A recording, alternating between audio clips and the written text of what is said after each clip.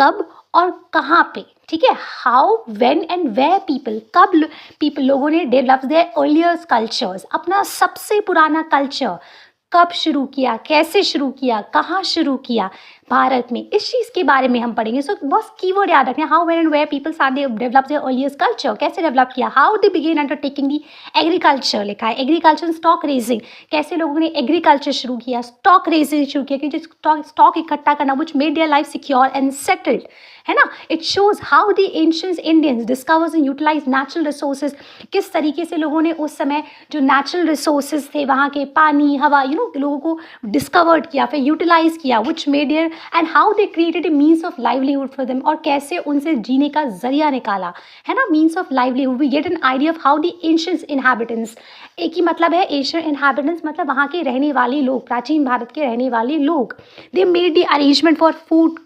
Food shelters and transport, किस तरीके से लोग इन सब चीज़ों का अरेंजमेंट करते थे, है ना। And how they switch to farming, शुरू कैसे की, स्पिनिंग कैसे की, मेटल वर्किंग पे, वीविंग पे काम कैसे किया, एंड इवेंचुअली क्योंकि बाद में जाके किंगडम्स स्टार्ट हुई, जनपद, महाजनपद, कैसे गांव, विलेजेस, सिटीज़, लोगों ने सेटलमेंट्स कैसे शुरू करी। लेटर ऑन जो in the coming chapters we are going to study about the janapada and mahajanapada. Right now you just have to be aware of these things कि क्या क्या चीज़ें हम इसमें क्यों ज़रूरी है इन एंशिएंट इंडियन हिस्ट्री को पढ़ना, ठीक है।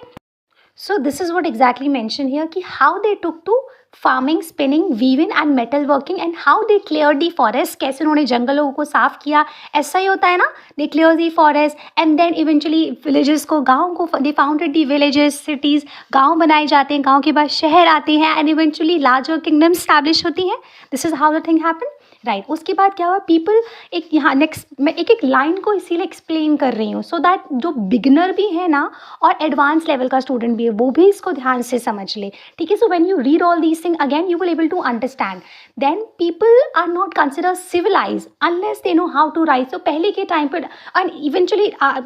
इवन नाउ ऑल्सो, आज भी ऐसा है कि people are not consider civilize, नहीं कंसिडर किया जाता जब तक उनको they don't know how to write, जब तक लिखना पढ़ना ना आता हो, ऐसा ही बोलते हैं ना। सो इस तरीके के आज के टाइम पर जो हम लैंग्वेजेस बोलते हैं, जो भाषा हम बोलते हैं, जो राइटिंग्स हम लिखते हैं, जो आज लिखी जाती है, so they are saying the different forms of writing है, जो language that we spoke today which is prevalent today, जो आज के टाइम पर है, उन सब का आपको रूट कहाँ से मिलेगा, फ्रॉम द एंशिएंट टाइम्स से, ठीक है, एंशिएंट टाइम से आपको मिलेगा and over a period of time they have develop through the ages, ठीक है। एंड सबसे इंपॉर्टेंट चीज़ इसके बाद जो मैं इसलिए स्पेसिफिकली मैंने हाईलाइट किया है, यूनिटी इन डाइवर्सिटी। सबसे इंपॉर्टेंट चीज़ जो हमें हमारी एंशिएंट इंडियन हिस्ट्री से पता चलती है कि it's not about the things are diverse today, it's ये सिंस एंशिएंट टाइम से, प्राचीन टाइम से